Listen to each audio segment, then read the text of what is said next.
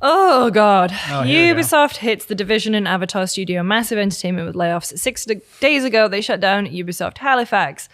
Predict the state of Ubisoft 1 year from now. What is the end game? I couldn't even tell you Ubisoft a year ago, a year before that. Ubisoft continues to be one of the most confounding video game companies in existence, to the point where I almost want to give them credit, because it seems like nothing they do is a success. Or at least it doesn't feel or look like that. The problem is that their stuff is a success. I mean, Shadows, despite maybe not being, sweeping up at the Game Awards or anything, or appearing on a bunch of long lists for stuff, did sell very well. However, Ubisoft has, and this is, no surprise to anyone. This is me just repeating what I say every single time about Ubisoft. Ubisoft as a company has just ballooned in a way that is untenable, unsustainable, and they are splitting the company up with their most profitable games and going into one division, and the rest of them just floating around. Just Dance still sells. The division. Do they still make Wii I think they stopped Wii. I think they stopped Wii. Okay. Just Dance appeared on my TV the other day. Okay, Just an app danced just appeared on my TV. Hey, I don't Lucy, know. it's time to get moving. Hey, I'm gonna do the Rasputin, but I'm gonna talk to you while you sleep. I don't know. So Ubisoft is a puzzling company. They have gone from 10 odd so years ago being this exciting company that was taking risks, that had a blockbuster every single year in the form of Assassin's Creed, which had a bunch of tentpole franchises that it could try things with, a division where they just tried smaller experimental games that got that found a lot of success, published things like Trials, and also had a share of, like gamer culture that you'd be hard pressed to find people not playing things like Trials back when Xbox Live Arcade was still huge, 2010 to 2012, 13. Then, off the back of that success, Ubisoft just keeps getting bigger and bigger and bigger.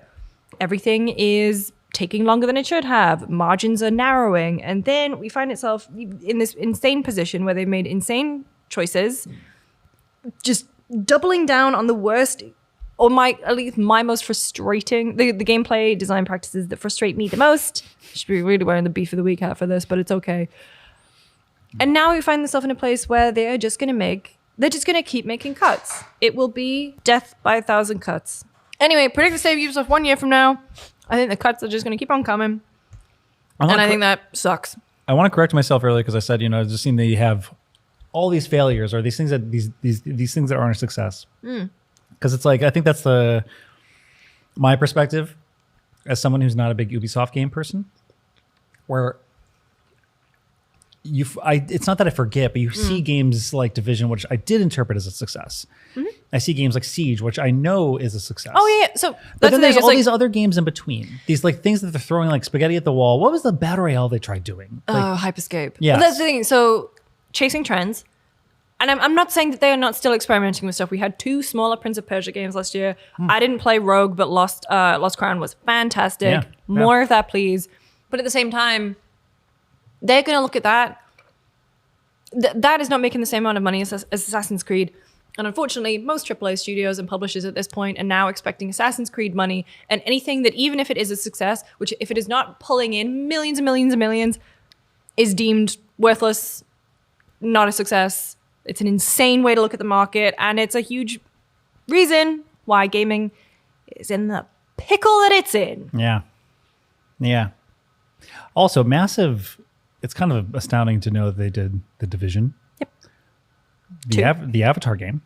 The Avatar game that just got a big old expansion. Star Wars Outlaws. Yep. Like, they've been pumping games out very frequently this past couple of years. Yep. And I just want to say, we did a GameSpot Insider, a little mini documentary on that very studio during the development of Star Wars Outlaws. I would recommend, if folks are interested, that they go and watch it. But it is kind of, this hit a little weirder for us, or at least for me personally, having worked on that documentary and produced it, that that studio had a really strong culture, despite being a big old, probably people view a studio from Ubisoft and be like, oh, it's just a bunch of people, the cogs in the wheel, doing the thing, doing the games. That documentary is a really good showcase of people who really just care about what they do, even if it is just some big IP like Star Wars. So big bummer. That was a clip from this week's episode of Kurt and Lucy Got You Covered. Don't know why I'm taking this very slow, very newsy.